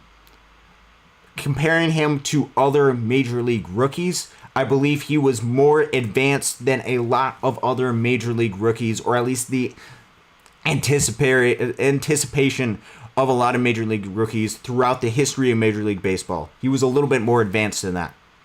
Another important aspect, and yes, I get his defense was not great in center field and needs a lot of work. Having him be out there in center field does provide a lot of value. And we look at some of the players that the Dodgers could have or could potentially target. The ideal scenario for Andy Pages would be in a corner outfield spot. But if he's needed in center field, there is still some value with him being able to play out there in center field. It needs to improve. He's got a lot of work to do this offseason to get to that place, to get to the type of player where in the long run he'd be part of this Dodgers team. But for next season, and especially with the increased flexibility that winning a World Series championship adds to this team, you have the ability to try to see if you can invest in players in the long run for the long-term future of this Dodgers team. Andy Pages is a key name that he is going to be part of this Dodgers team, that the Dodgers need to invest significant plate appearances, because if he sits on the bench, he's going to waste his development, and then you're going to be talking about another prospect that failed, and it necessarily won't be Andy Pages' fault, because in order for a prospect to be able to succeed, they need opportunities to be able to play, opportunities to be able to fail, opportunities to be able to grow. And I think Andy Pages presents an opportunity, 23 years old, on the opposite side of the aging curve that a lot of these Dodgers players are at, to provide upward trajectory projections for Andy Pages going forward. Similarly, Dalton Rushing. With Dalton Rushing, I would anticipate him starting the season in Oklahoma City, and perhaps even playing significant part of the season, depending how his defense in left field is. At some point next season, though, I believe Dalton Rushing is going to be ready. And I believe the Dodgers, similar to what they did with Andy Pages, are going to have to, if they want to develop, if they truly believe in Dalton Rushing and weren't just stubborn to trade him at the trade deadline, they're going to have to give him significant plate appearances as well and give him time to be able to achieve at the major league level. It's not going to do him any good to sit on the bench and watch players in a Dodgers uniform. That's going to be good for him to be able to play and get used to major league pitching at the big league level. So it's important to keep that in mind. So with this Dodgers organization, with this upcoming season, something that I want to keep in mind, and something that I would be if I were the Dodgers, invest in some of the young players that you have as part of this team and set aside a certain number of these 6,200 plate appearances specifically for younger players that could potentially be part of the future of this Dodgers team. Because what I would hate for this Dodgers team to do is for them to sign all of the free agents, sign all of the veteran type players, and not be able to achieve another World Series championship, and not invest any time into the development of some of these younger players, and end up wasting those prospects that they have, and then not winning and achieving another World Series championship. Because then you won't have developed any of your younger players, because then you would have an aging crop, and the future for the Dodgers would look bleak during the later years of Shohei Ohtani. That is something that I'm trying to avoid, and I think investing in some of the hitting prospects that you do have, especially some of the incredibly talented hitting prospects that I believe in, would be incredibly important for this Dodgers team. You also probably need a utility player. You also probably need an outfielder as well. But you can talk about whether you believe that should be corner outfielder, or whether that should be some type of prospects. These are some other aspects to keep in mind down here if you were to get or re-sign any one of these players. Austin Barnes would probably eat up about 150 of these plate appearances up here. Teoscar Hernandez, and we'll get into some of the talk with Teoscar Hernandez right after this, would probably eat up about 550 plate appearances. Kike Hernandez would eat up about 300 or so, provides a little bit of positional versatility. The way that you would get Kike Hernandez, though, is because of what he can do during the postseason. Regular season, not great, although a lot better once he got his glasses. During the postseason, though, unbelievable. I have no arguments with Kike Hernandez if you want to bring him back. Although if you do bring him back, see if you can work out a deal where he signs at the beginning of spring training once you add players to the 60-day injured list. That would be my advice if the Dodgers were doing that and they had conversations with Kike. Miguel Rojas would probably get about 300 plate appearances as well. So those are important things to keep in mind, which I was just checking because I don't think there has been any sort of moves that the Dodgers have made quite yet. So let's get into the conversation, and let's talk about the most intriguing conversation has to do with Teoscar Hernandez and re-signing him.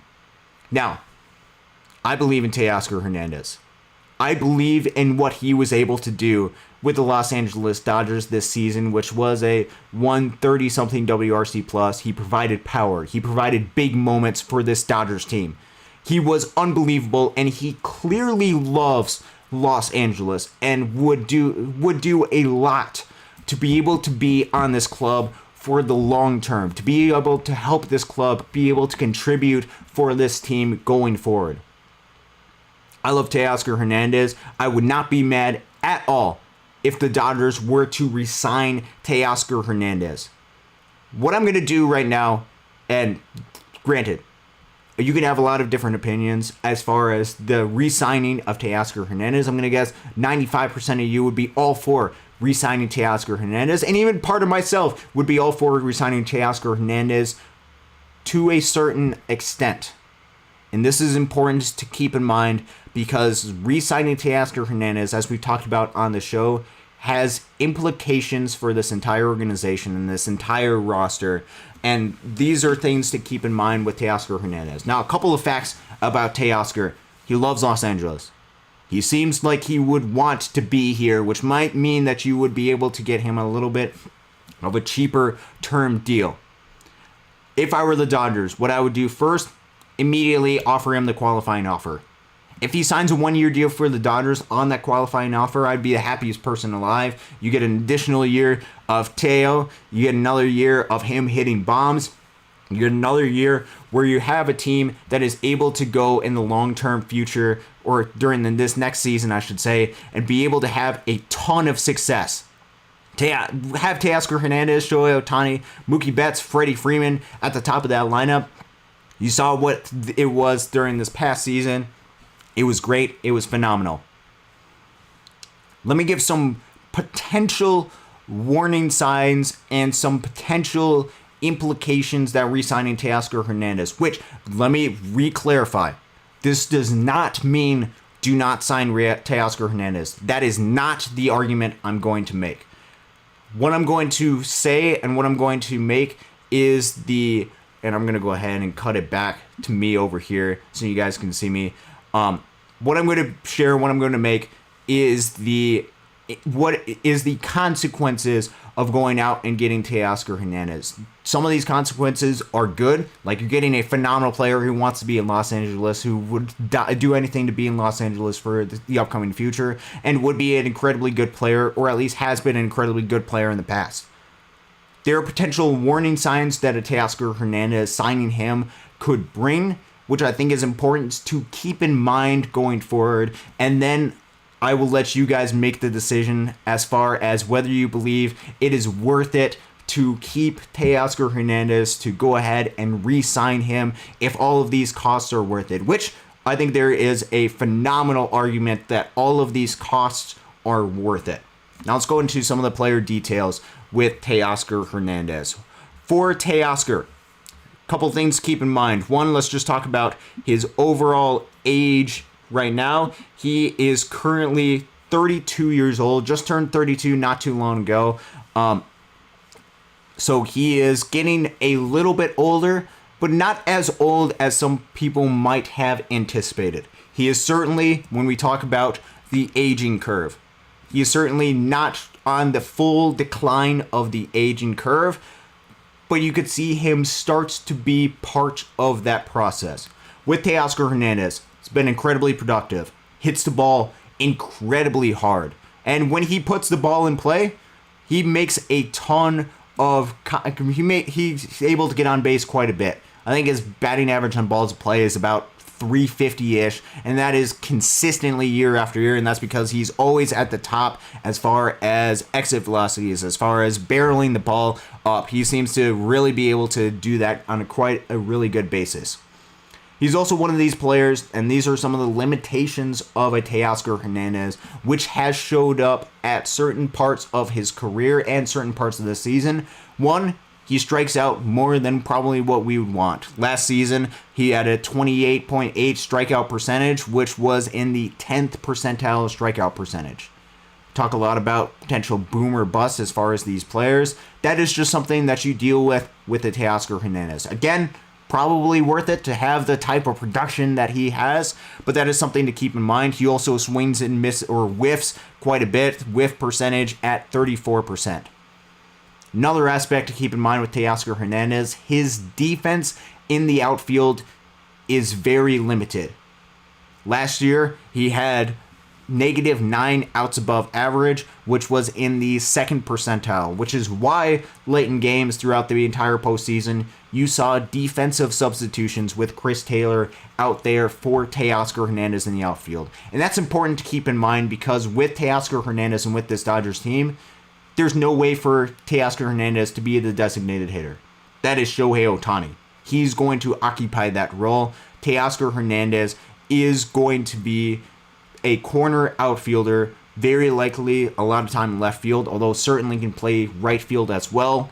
There are limitations defensively that he has in the outfield, and you just have to keep that in mind, which means that for Teoscar Hernandez, either his defense out there has to improve a little bit, which I think this year was a little bit of a low as far as the defensive ability that he has, and he certainly could work on that and get it closer up to league average-ish, although I think he has been a below league average defender, and especially as his athleticism decreases as he gets older, that could be a limitation that he has. For Teoscar Hernandez, he's going to be limited defensively, which means his production at the plate has to be superior, far superior than his limitations defensively, which certainly for the past couple of seasons has absolutely been true, and very likely, given what he has done, very likely would be true going forward. The question and the bet that the Dodgers would have to keep in mind with Teoscar Hernandez, how long will that production keep up? How long do you think his bat at the plate would be worth it to keep him on this team, knowing that if they play him, he would have to be in the field, or they would have to have him be a pinch hitter in worst case scenario, be part of this team, be part of the negative aging curve, a part of this Dodgers team? I think that is something that is important to keep in mind. I think it is very likely that Teoscar Hernandez would be productive over the next couple of seasons, but at some point, every single player in their major league career, especially players that strike out quite a bit, especially a lot of players that rely on some of that good exit velocity, squaring the ball up quite a bit, hitting a lot of barrels, eventually those bats will die down. The question is, when do the Dodgers think that will happen to Teoscar Hernandez? And when you're going out and getting free agents, and this is something that's so crucial to understand about free agency, you have to be paying for what they're going to do in the future, not for what they've done in the past. There's many, many deals that have gone wrong in Major League Baseball based off playing payers in the past. For Teoscar Hernandez, which I believe there's a very good case, and I probably believe that the Dodgers should re-sign Teoscar Hernandez. The Dodgers should not re-sign Teoscar Hernandez because of what he did in 2024. If the Dodgers re-sign Teoscar Hernandez, it is because they believe what he is going to do in 2025 and beyond. Now, with Teoscar Hernandez, as we've talked about before, there's another player, and this is the fascinating part, that would likely be implicated by this decision to potentially re-sign Teoscar Hernandez. Why I've been spending a lot of time talking about him, Dalton Rushing.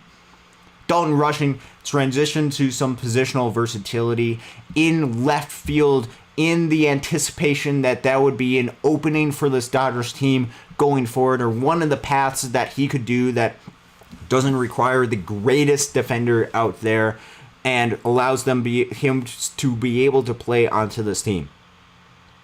If you resign Teoscar Hernandez, some of those opportunities will be cut into.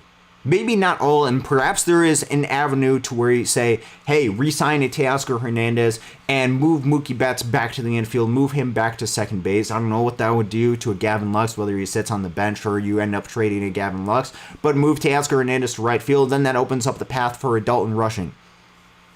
Let's just say that, let's go with that argument. There are some limitations with that, particularly with outfield defense.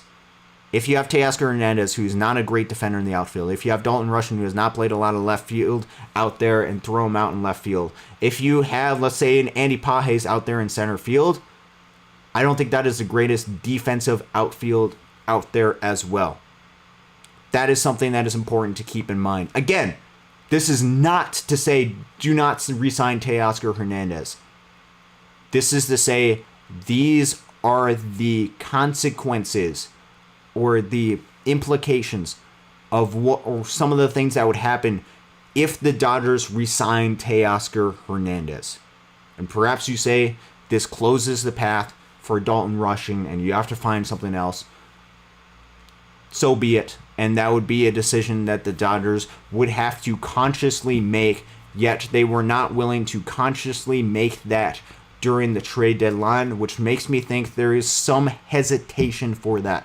What this Dodgers team can't do with these prospects any longer is hesitate with decisions for some of these guys. They have to make decisions, and they have to grant some playing time if they want to see that they can be in the long-term future of this club, to try to make this club a little bit more dynamic and try to make it young, to try to combat some of the aging curve if they want to go forward in the future as far as this Dodgers team and continue to have sustained success going forward. So important to keep in mind. With Teoscar Hernandez, incredibly valuable player, there are some costs to signing Teoscar Hernandez that is not money-wise. Perhaps those costs are worth it, and granted, I'd be overjoyed if tomorrow Teoscar Hernandez is signed to an additional deal with the Dodgers. The Dodgers bring him back. Loves Los Angeles, fits right in. I think this team loves having him be part of this club. It does not come without risks. And that is important to keep in mind with Teoscar Hernandez. That is the other side of the story. And if the Dodgers, not saying that they won't re-sign Teoscar Hernandez, if I have to bet, I would say there's probably a 70% chance that I say that the Dodgers re-sign Teoscar Hernandez. Actually, I would say probably 60% that they re-sign Teoscar Hernandez. If they don't, that tells you a lot about what they believe in Dalton Rushing. I think that is important to keep in mind. All of these different aspects when we're talking about this roster, what we've been talking about this entire show today, which has to do with the players in this organization, with what they've been able to do. All of these aspects lay the groundwork. They lay the foundation for this Dodgers offseason. So when we talk about players, when we talk about different position players, Willy Adames, Ha-Seong Kim, Juan Soto, Teoscar Hernandez, when we talk about free agents that the Dodgers could bring in, every single one of these players that is already on the roster is impacted. Decisions as far as Rule 5 draft options are impacted. So if the Dodgers, which I don't know if they've actually come out with any sort of decision quite yet as far as club options, which if they have, I've totally missed it throughout the show. It's been a 2-hour show and I was not anticipating going on this long. I'm totally cool with that. I still got to get to some of your comments.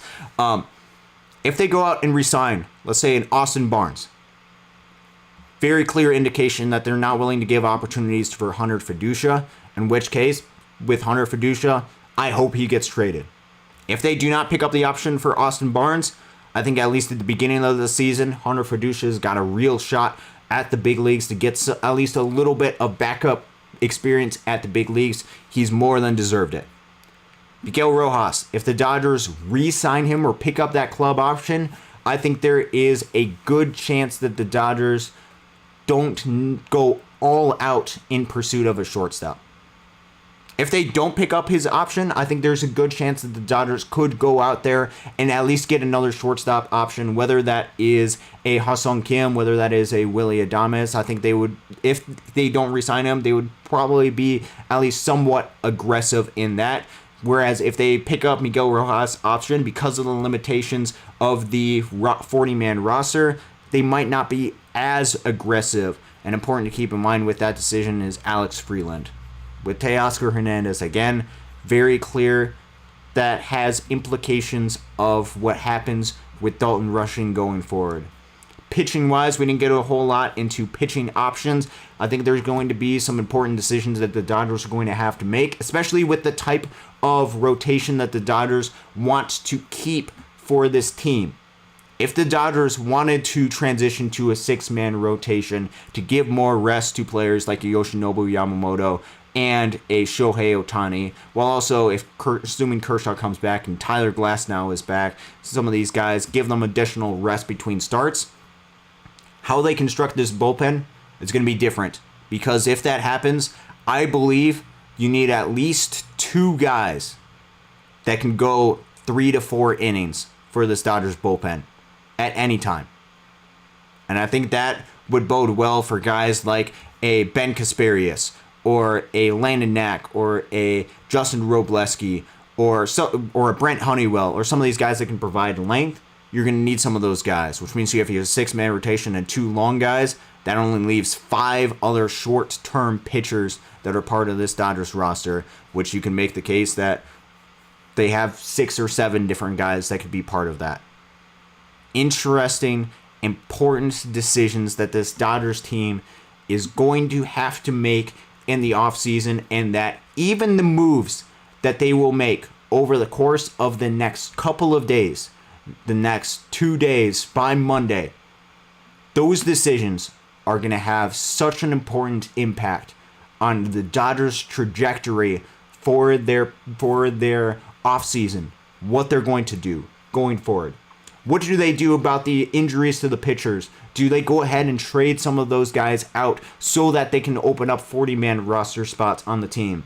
What do they do with some of the younger pitchers that they have on their roster? What do they do with Bobby Miller or James Outman that really was good in 2023 but struggled in 2024? How extensive do they provide opportunities to them? What do they do with some of the younger guys on this team? The Dodgers are World Series champions, and we could not be more happy about that. We are overjoyed that the Dodgers are World Series champions, and we want this run to be able to continue.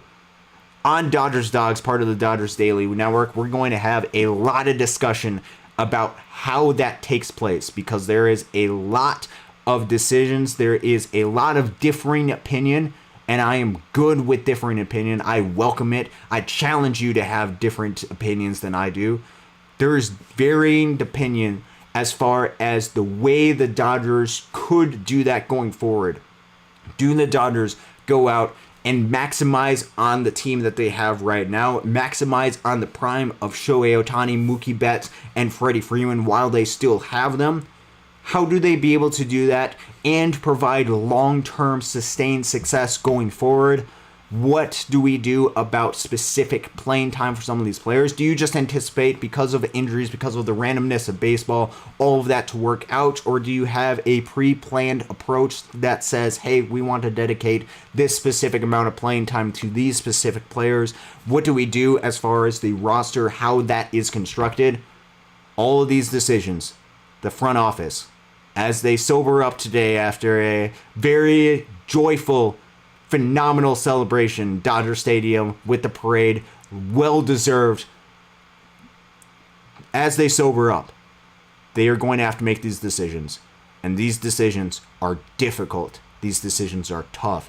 And that is a privilege with the amount of talent that is part of this Dodgers organization, and something that the Dodgers have to keep in mind. I think that's going to do it for today's show. I've been gone for about 2 hours or so. My voice is about to give up. one thing that I want to encourage you guys, one, continue to have these conversations, continue to have these difficult discussions. I believe later Monday night, I believe probably about 6 o'clock Pacific, something around that time period, I will probably be on again. And then we're going to be able to see what the Dodgers made with some of these decisions. And this show was a little bit different. This show was a little bit more pre-planned. I was prepared for a lot of this and had very important conversations that I wanted to keep in mind for this Dodgers team. With that show, I want that show to be a little bit more interactive. I apologize for not getting into the comments for you guys today. I wish I had more time to be able to dive in to see some of your guys' thoughts. I will get to more of your guys' thoughts during the show if you guys are able to show up Monday, in which case we can pull this back up and we can talk about, let's say that the Dodgers extend the club option to a Miguel Rojas, or they re-sign one of their players, which they do have an opportunity to be able to re-sign some of their players. Some of the conversation that we had did include a guy like a Blake Trinan, who the Dodgers could re-sign as part of this team going forward.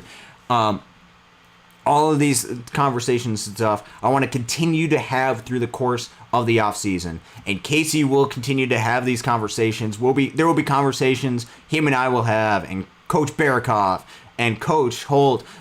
We will all be talking a lot of Dodgers baseball, because Dodgers baseball is great. Dodgers baseball is fascinating. And this is the best team in Major League Baseball. You can back it up with the World Series championship they run. And I, just like you, want to keep it that way. How do the Dodgers approach it? How they go about trying to keep this team the best in Major League Baseball is going to be up to them. There are many different ways they can go about doing that.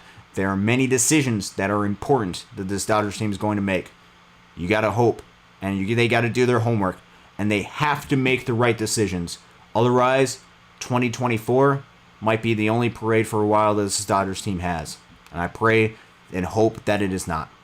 Thank you guys for joining us here. Dodgers Dogs, part of the Dodgers Daily Network. I don't know if Casey's doing a show tomorrow night. He might be doing a show. Typically, he tries to do a show on Sunday nights. Monday night, I believe 6 o'clock Pacific, sometime around then. Be back with you guys. Be diving into more of your comments. Again, apologize for not getting into the comments tonight. We'll be going back to them. I'll read through all of them, and we'll be digging through some of the thoughts that you guys have. Appreciate all the support that you guys have had here. Dodgers Dogs, part of the Dodgers Daily Network. Be sure to like, subscribe on your way out, and tune back in for additional coverage of Dodgers baseball. Until next time, thank you very much for joining us, and go Dodgers.